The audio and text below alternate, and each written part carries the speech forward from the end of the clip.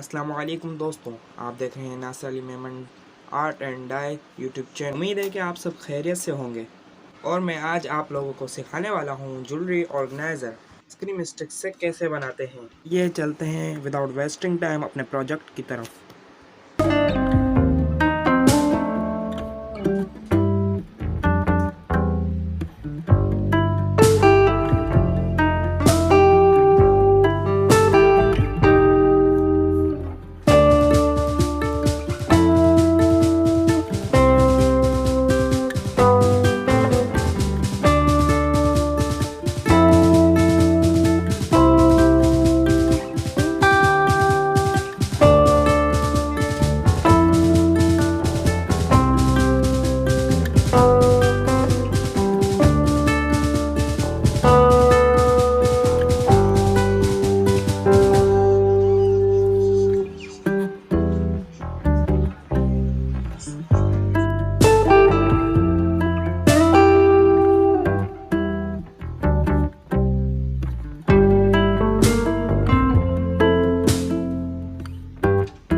अगर आपको मेरी वीडियो पसंद आई हो तो लाइक, शेयर और सब्सक्राइब करना मत भूलिएगा और साथ में बेल आइकन पर भी क्लिक कर दें।